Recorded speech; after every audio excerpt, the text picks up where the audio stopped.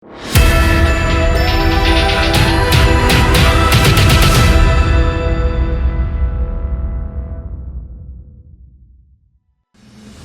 কুসংস্কার কিভাবে মানুষের জীবনে সর্বনাশ টেনে আনে তা আগ্রার কাছে হাতরাসের ঘটনা প্রমাণ হয়ে রইল। আপনারা সবাই জানেন এতক্ষণে যে হাতরাসে প্রায় 121 জনের মৃত্যু হয়েছে পদপিষ্ট হয়ে। এই পদপিষ্ট তারা হয়েছেন কুসংস্কারের বলি হয়ে। গতকাল যখন ঘটনাটি ঘটে তখন মৃতের সংখ্যা ছিল 25, তারপর আজ সকাল 8টায় সেটি বেড়ে হয় 116, এবং এখন যখন আমরা এই 6 ছক্কা রেকর্ড করছি সেই সময় 121 জনের প্রাণান্ত হয়েছে বলে খবর পাওয়া গিয়েছে, এবং 300-র বেশি মানুষ জীবন মৃত্যুর সন্ধিক্ষণে দাঁড়িয়ে আছে, অর্থাৎ তাদেরও যে কোনো মুহূর্তে মৃত্যু হতে পারে। অন্ধ কুসংস্কার অথবা কুসংস্কারের বলি হলেন এই 121 জন। হাতরাশি কীভাবে তারা অন্ধ কুসংস্কারের বলি হলেন তা জানার জন্যে আমাদের যেতে হবে নারায়ণ সরকার হরির কাছে। কে এই নারায়ণ সরকার হরি? তার চলতি নাম ভোলে বাবা। এই ভোলে বাবা নারায়ণ সরকার হরির সৎসঙ্গ অনুষ্ঠানের জন্যেই মানুষ সমবেত হয়েছিল। শিবের পুজো ছিল মঙ্গলবার দিন, আর শিবের পুজো উপলক্ষে মানুষ জল চড়াবার জন্য সেখানে সমবেত হয়েছিল। সেই সমবেত মানুষ হঠাৎ পদপৃষ্ঠের পর্যায়ে পড়ে এবং পদপৃষ্ঠ হয়ে মৃত্যু হয় 121 জনে, যার মধ্যে বেশিরভাগই হচ্ছে নারী এবং শিশু। নারায়ণ হরি বাবা অথবা ভোলে বাবার এতে কিছু এসে যায় না, কারণ তিনি ব্যবসা করতে এসেছেন, তিনি ব্যবসা করে যাচ্ছেন। তিনি ছিলেন উত্তরপ্রদেশের পুলিশের এক কনস্টেবল, তার নাম ছিল সুরজ পাল। এই সুরজ পাল 1990 সাল থেকে কিভাবে ভোলে বাবা অথবা নারায়ণ হরি সরকার হয়ে গেলেন তাই নিয়ে যথেষ্ট গবেষণার অবকাশ রাখে। কিন্তু তিনি নারায়ণ হরি সরকার অথবা ভোলে বাবা হয়ে গেছেন।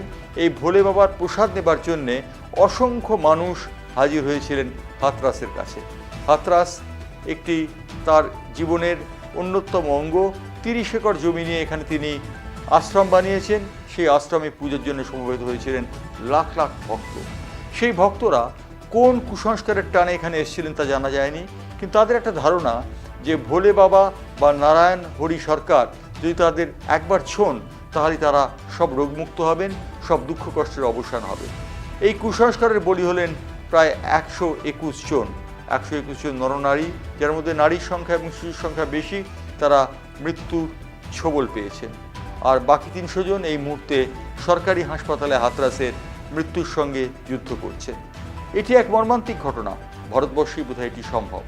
কোনো বাবার পদস্পর্শ পাওয়ার জন্যে, কোনো বাবার কাছে যাওয়ার জন্যে এই হুড়োহুড়ির পরিণাম হয়ে রইল এই হাতরাসের ঘৃণ্য এবং করুণ কাহিনী। নারায়ণ হরি সরকার পলাতক, তার এখনও টিকে ছুঁতে পারেনি পুলিশ। তিনি আদতে ছিলেন পুলিশ কনস্টেবল এবং 1960 সাল থেকে তিনি হঠাৎ সাদা জামাকাপড় পরার দিকে নজর দেন। 1990 সালে তিনি হয়ে যান ওই যিনি পুলিশ কনস্টেবল ছিলেন, সাধারণ পুলিশ কনস্টেবল থেকে তিনি হয়ে যান সরাসরি নারায়ণ হরি সরকার বা ভোলে বাবা। এই ভোলে বাবার আশীর্বাদ পেলে মানুষ নাকি সব বিপদের বৈতরণী থেকে মুক্ত হয়ে যায়। ভোলে বাবা ঘোরাঘুরি করেন মোটরকেড নিয়ে, অর্থাৎ মোটরের শোভাযাত্রা নিয়ে।